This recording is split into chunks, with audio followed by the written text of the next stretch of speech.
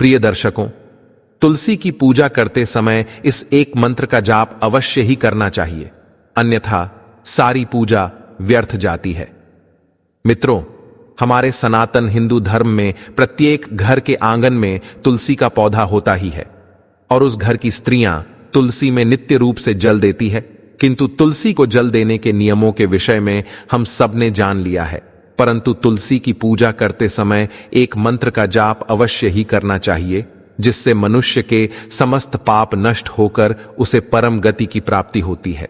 तो चलिए आज की कथा के माध्यम से यह जान लेते हैं। मित्रों, एक बार की बात है, देवी सत्यभामा ने भगवान श्री कृष्ण से तुलसी को जल देने का महत्व पूछ लिया था। तब भगवान श्री कृष्ण ने उन्हें उसका महात्म्य सुना दिया था। आगे देवी सत्यभामा कहती है, हे स्वामी, आपने मुझे तुलसी को जल देने का महत्व तो बता दिया है, किंतु अब मेरे मन में यह जानने की जिज्ञासा हो रही है कि तुलसी को जल देने की सर्वोत्तम विधि कौन सी है, तुलसी को जल कैसे देना चाहिए तथा तुलसी को जल देने का मंत्र कौन सा है और उस मंत्र का प्रभाव मनुष्य के जीवन पर किस प्रकार से पड़ता है। कृपा करें और आप मुझे इन सभी प्रश्नों का उत्तर दें और मन की इस दुविधा को दूर करें। तब भगवान श्री कृष्ण देवी सत्यभामा से कहते हैं, हे प्रिय, जिस प्रकार से मैंने तुम्हें तुलसी का महात्म्य सुनाया है, उसी प्रकार से तुलसी को जल देते समय बोले जाने वाले मंत्र का भी बड़ा महत्व है। यह मंत्र केवल 3 शब्दों का है, किंतु इसका प्रभाव बहुत कल्याणकारी है।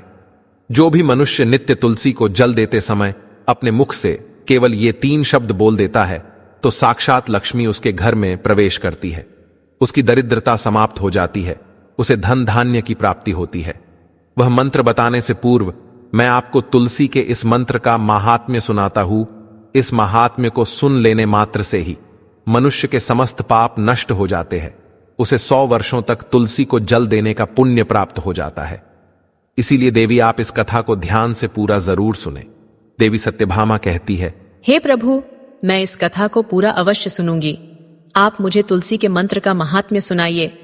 आपके मुख से इस पावन कथा सुनने का परम सौभाग्य समस्त मानव जाति को प्राप्त हुआ। कृपा करें और इस कथा को कहें। श्री कृष्ण कहते हैं, हे देवी सत्यभामा, दक्षिण में एक अत्यंत शोभायमान नगरी थी। उस नगरी में सुशर्मा नाम का एक खोटी बुद्धि का ब्राह्मण रहता था। पापियों का तो वह शिरोमणि था। उसका जन्म एक ऐसे ब्राह्मण परिवार में हुआ था जो पाप कर्म करने वाले, शास्त्र ज्ञान से शून्य थे। वह जन्म से तो ब्राह्मण था, किंतु कर्म से वह अत्यंत दुराचारी था। वह न पूजा पाठ करता, न ध्यान करता, न जप, न होम और न ही अतिथियों का सत्कार करता था। उसके द्वार पर आए अतिथियों को बिना दान किए ही क्रूरतापूर्वक भगा देता था। स्त्री लंपट होने के कारण वह सदैव ही पराई स्त्रियों में आसक्त रहता था। उसे मदिरा पान करने की भी आदत थी, साथ ही वह मांस खाया करता था। वह समस्त दुर्गुणों को अंगीकार करके मन को मलिन करते हुए पाप कर्म करता रहता था। ऐसे कुकर्म करते हुए भी उसे किसी भी प्रकार का पश्चाताप नहीं होता था। उसने कभी भी किसी एक पाई तक दान नहीं की थी। वह दिन में खेत में काम करके पत्ते बेचकर जीविका चलाया करता था और रात्रि में वेश्याओं का सेवन करता था।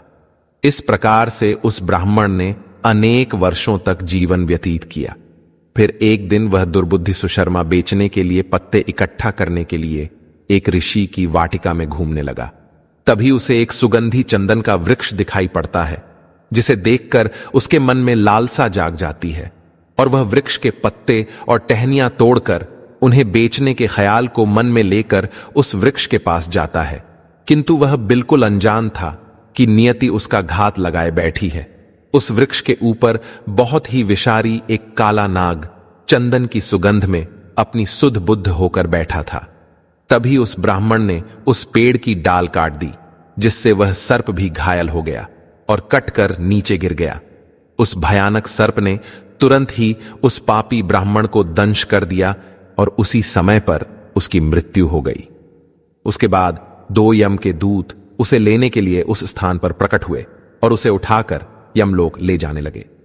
मार्ग में वह यमदूतों के सामने बहुत विलाप करने लगा, हे दूतों, मुझे कहां ले जा रहे हो? मुझे छोड़ दो, मेरे प्राण बख्श दो। किंतु यमदूत उसे यह कहते हुए ले जाने लगे, अरे दुष्ट ब्राह्मण, तेरे पाप कर्मों के कारण तुझे सांप ने काट लिया है।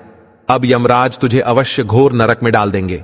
फिर यम के दूत उस ब्राह्मण को लेकर यमलोक पहुंचते हैं और यमराज के सामने खड़े हो जाते हैं। चित्रगुप्त उस ब्राह्मण का लेखा जोखा निकालते हैं और यमराज से कहते हैं, हे धर्मराज, इस ब्राह्मण ने बचपन से लेकर मृत्यु तक पाप ही पाप किया है, इसने कभी कोई पुण्य का काम नहीं किया है। फिर धर्मराज अपने दूतों से कहते हैं, हे दूतों, इस घोर पाप करने वाले ब्राह्मण को उठाकर ले जाओ और इसे नरक में डाल दो। फिर यम के दूत उस ब्राह्मण को ले जाते हैं और नरक की भयंकर अग्नि में धकेल देते हैं।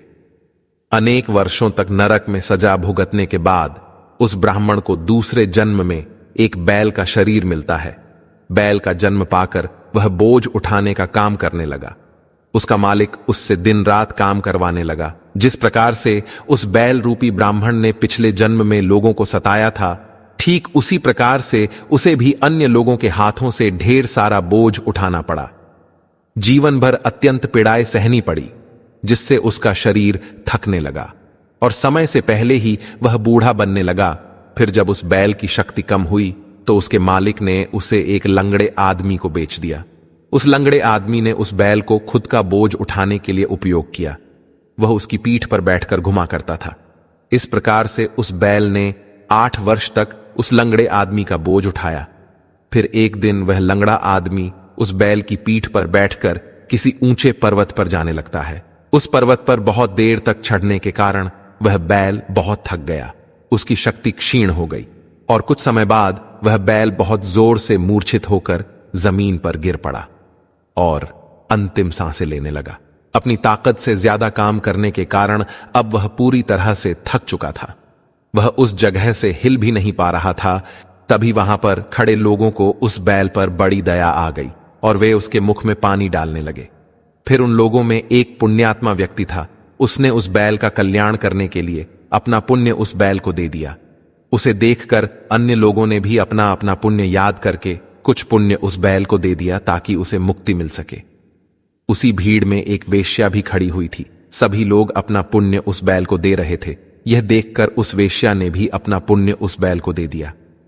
कुछ देर बाद उस बैल की मृत्यु हो जाती है, जिसे देखकर सभी लोग उस बैल को नियम पूर्वक श्रद्धांजलि देते हैं और वह लंगड़ा व्यक्ति क्रियाकर्म करके वहां से चले जाते हैं। फिर उस स्थान पर यमदूत आते हैं और उस बैल के शरीर से उस ब्राह्मण की आत्मा को निकालकर यमलोक ले जाते हैं। यमलोक ले जाने पर उसे यमराज के सामने खड़ा किया जाता है और फिर चित्रगुप्त उसका लेखा जोखा देखते हैं तो वे आश्चर्य में पड़ जाते हैं। उस वेश्या के द्वारा उस बैल को दिया हुआ पुण्य बहुत बड़ा होता है। उस पुण्य के प्रभाव से उसके सभी जन्मों के पाप नष्ट हो जाते हैं।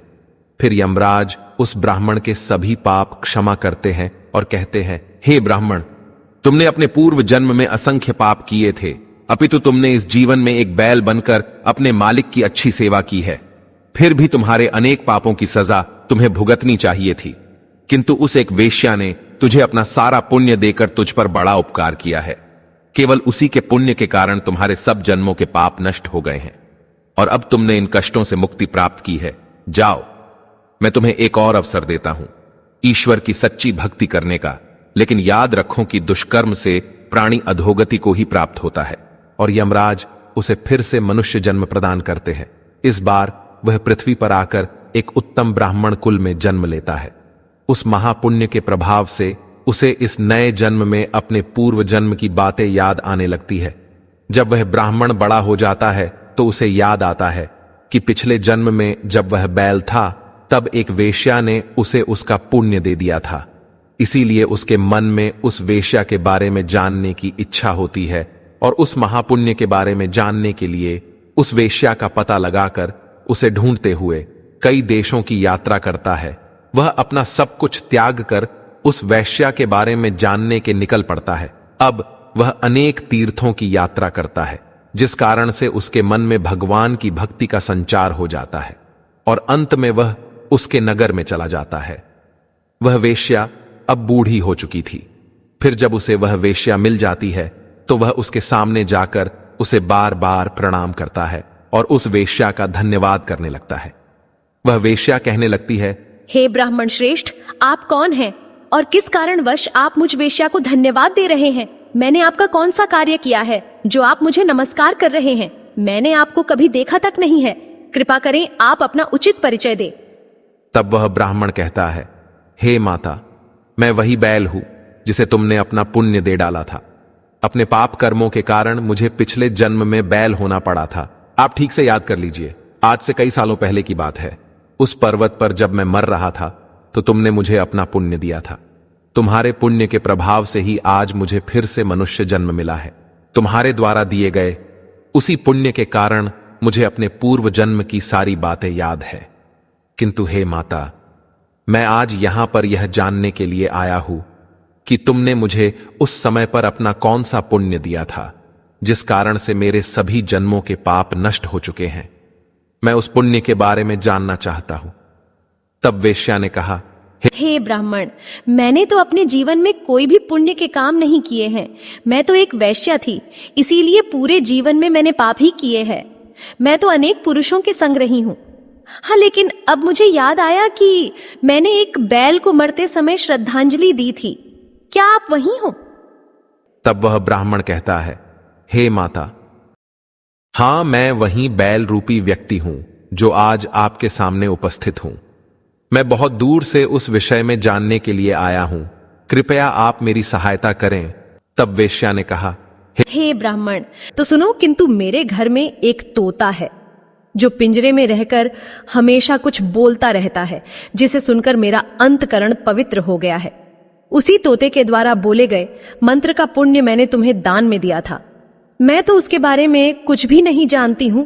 हाँ, लेकिन जब यह तोता मेरे साथ है तब से मेरा मन और शरीर ईश्वर की भक्ति में लीन हो गया है।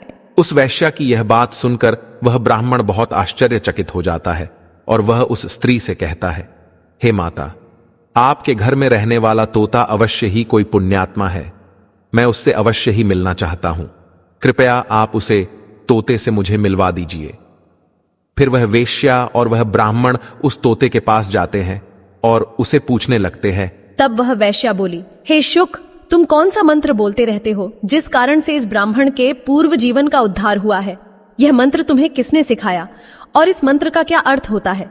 यह ब्राह्मण सब कुछ जानने के उद्देश्य से यहां आए हैं। हमें बताओ कि सच में तुम कौन हो? तुम्हारे जीवन का सारा वृतांत हमें सुनाओ। तब उस तोते ने अपने पूर्व जन्म का वृतांत सुनाना आरंभ किया। वह तोता कहने लगा, हे ब्राह्मण श्रेष्ठ, पिछले जन्म में मैं एक ब्राह्मण था। मैं अपने ज्ञान के अहंकार में अंधा हो चुका था।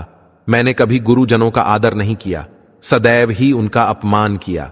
मुझे अपने ज्ञान पर इतना अधिक घमंड हो गया था कि जिस कारण से मेरे क्रोध बहुत अधिक बढ़ गए और मैं सभी से द्वेष करने लगा। अन्य मनुष्यों को तुच्छ समझने लगा, विद्वानों का भरी सभा में अपमान करने लगा। फिर कालांतर में मेरी मृत्यु हो गई और मुझे यमलोक ले जाया गया।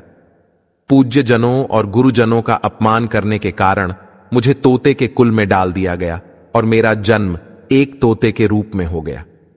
मेरे पाप कर्मों के कारण छोटी अवस्था में ही मेरा अपने माता पिता से वियोग हो गया। फिर मैं पेड़ की डाल पर बैठकर रो रहा था तो उसी स्थान से कुछ मुनि जा रहे थे। उन्होंने मेरी दयनीय पुकार सुनी और मुझे लेकर अपने आश्रम में चले गए। वहां उस आश्रम पर उन्होंने मुझे एक सुंदर पिंजरे में रखा और मेरा अच्छी तरह से ख्याल रखा। वे मुझे नित्य भोजन दिया करते थे और पढ़ाते थे। उस स्थान पर वे ऋषि मुनि, उनकी स्त्रियां और बालक सभी नित्य तुलसी के पौधे को जल देते थे और उसके सामने एक मंत्र का जाप करते थे। वह सभी लोग ऐसा हर दिन किया करते थे और संध्या समय में उस तुलसी के पौधे में दीपक जलाया करते थे। वे सभी ऋषि मुनि और उनकी स्त्रियां प्रातः सुबह उठाकर स्नान आदि करके नित्य रूप से तुलसी को जल देते थे और सभी एक साथ तुलसी का मंत्र जप करते थे, जिस कारण से वहां वातावरण अत्यंत पवित्र और शांतिमय लगता था। उन्हीं के मुख बार बार उस मंत्र को सुनकर मैंने उसे रट लिया और तभी से मैं उस मंत्र को जान गया हूं और वही मंत्र में दिन रात बोलता हूं। उस मंत्र के प्रभाव से मेरी कभी मृत्यु नहीं हुई और मेरी आयु 100 वर्ष की हो गई और मैं इतने वर्षों तक जीवित रहा। इसी बीच एक रात को एक चोर उस स्थान पर आ गया और उसने मुझे वहां से चुरा लिया और फिर इस वेश्या ने मुझे उस चोर से खरीद लिया। इस वेश्या के घर पर आने के बाद भी मैं उस मंत्र को बोलता रहता था, जिसे सुनकर इस वेश्या का मन भी पवित्र हो गया और इसने वेश्या का काम छोड़कर भगवान विष्णु की भक्ति करने लगी। उसी मंत्र के प्रभाव से मेरे पूर्व जन्मों के सभी पाप नष्ट हो गए और उसी मंत्र के प्रभाव से इस वेश्या का भी अंतकरण पवित्र हो गया। हे ब्राह्मण देवता, उसी मंत्र के पुण्य से आप भी पाप मुक्त हो गए हैं। इस प्रकार से तोते ने उस ब्राह्मण को और उस वेश्या को सारा वृतांत सुना दिया, जिसे सुनकर वह ब्राह्मण और वेश्या दोनों ही अत्यंत प्रसन्न हुए और फिर वे दोनों ही नित्य तुलसी को जल देकर उस मंत्र का जाप करने लगे। फिर वह तोता, वेश्या और वह ब्राह्मण तीनों उस मंत्र के प्रभाव से दिव्य विमानों में बैठकर विष्णु लोक को चले गए। श्री कृष्ण कहते हैं, हे देवी सत्यभामा, देखा आपने, केवल तुलसी के इस मंत्र के प्रभाव से उस तोते के, उस वेश्या के और उस ब्राह्मण के सभी पाप नष्ट हो गए हैं। इसीलिए प्रत्येक मनुष्य को रोज तुलसी को जल देते समय इस एक मंत्र का उच्चारण अवश्य करना चाहिए। हे देवी, वह मंत्र इस प्रकार है, इसे तुम ध्यान से सुनो। ओम वृंदावन्ये स्वाहा, ओम वृंदावन्ये स्वाहा। श्री कृष्ण कहते हैं कि जो भी स्त्री नित्य तुलसी के समक्ष इस मंत्र का उच्चारण करेगी वह सौभाग्यशाली बनेगी। जो भी पुरुष तुलसी के सामने इस मंत्र का उच्चारण करेगा उसे अक्षय धन की प्राप्ति होगी। जिस घर के सामने नित्य तुलसी की पूजा की जाएगी उस घर में साक्षात लक्ष्मी का वास होगा। तुलसी का यह मंत्र मंत्रराज कल्पतरु है, यह समस्त फलों को प्रदान करने वाला है। अतः जो भी तुलसी के सामने इस मंत्र का उच्चारण करेगा उसे संपूर्ण सिद्धियां प्राप्त होगी।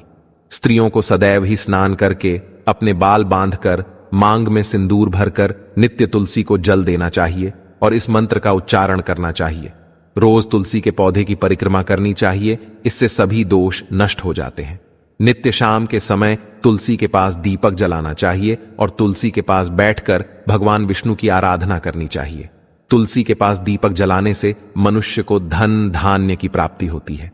हजारों अमृत के घड़ों से नहलाने पर भी श्री हरि को उतनी तृप्ति नहीं होती जितनी वे मनुष्यों के द्वारा तुलसी का एक पत्ता चढ़ाने से प्राप्त करते हैं।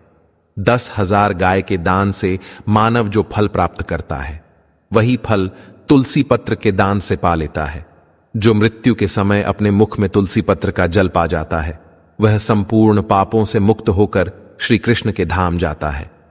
श्री कृष्ण कहते हैं, पूर्णिमा, अमावस्या, द्वादशी और सूर्य संक्रांति के दिन मध्याह्न काल, रात्रि और अशौच के समय तेल लगाकर बिना स्नान किए अथवा बिना हाथ पैर धोए रात्रि के वस्त्र पहनकर तुलसी के पत्र तोड़ता है वह महापापी होता है। श्राद्ध, व्रत, दान, प्रतिष्ठा तथा देव पूजा के लिए तोड़े हुए तुलसी पत्र बासी होने पर भी 3 रात्रि तक पवित्र ही रहते हैं। तुलसी का एक एक पत्ता न तोड़कर पत्तियों के साथ अग्रभाग को तोड़ना चाहिए। तुलसी की मंजरी सब फूलों से बढ़कर मानी जाती है। मंजरी तोड़ते समय उसमें पत्तियों का रहना भी आवश्यक माना गया है। पूज्य भाव से पौधे को हिलाए बिना तुलसी के अग्रभाग को तोड़ना चाहिए, इससे पूजा का फल लाख गुना बढ़ जाता है। तुलसी के पत्तों को कभी नाखून से नहीं तोड़ना चाहिए, इससे पाप लगता है। रात्रि में तुलसी के पौधे को स्पर्श न करे अथवा उसके पत्ते न तोड़े, ऐसा करना अशुभ माना गया है। रात्रि में तुलसी का पौधा निद्रा अवस्था में होता है, ऐसे में पत्ते तोड़ने पर पाप ही लगता है। गुरुवार के दिन तुलसी के पौधे में थोड़ा सा कच्चा दूध अर्पित करें। दूध चढ़ाते समय ओम नमो भगवते वासुदेवाय इस मंत्र का जाप अवश्य करना चाहिए। तुलसी के पौधे के पास शालिग्राम रखे और उस पर तिल चढ़ाए। पूजा में तुलसी और शालिग्राम को दूध में भीगी हल्दी का तिलक अवश्य करे। शालिग्राम पर तुलसी पत्र रखकर चंदन लगाना चाहिए। अगर कोई महिला मासिक धर्म से है तो वह तुलसी की पूजा ना करे। मासिक धर्म के दौरान तुलसी को स्पर्श करने से घोर पाप लगता है, इससे स्त्री की दुर्गति होती है।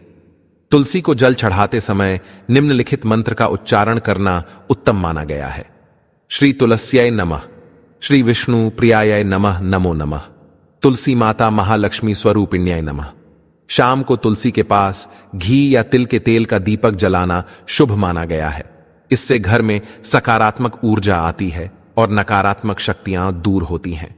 तुलसी की पत्तियों को तोड़ने के लिए रविवार, एकादशी, अमावस्या और संक्रांति के दिन निषिद्ध माने गए हैं। इन दिनों तुलसी के पत्ते तोड़ने से दोष लगता है।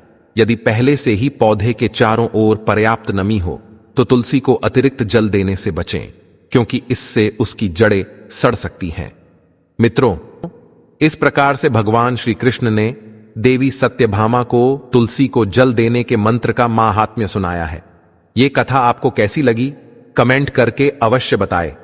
अगर यह जानकारी अच्छी लगी तो वीडियो को लाइक जरूर करें। कमेंट में जय श्री कृष्ण, जय मां तुलसी जरूर लिखें। साथ ही चैनल को सब्सक्राइब करें। आप सभी का धन्यवाद।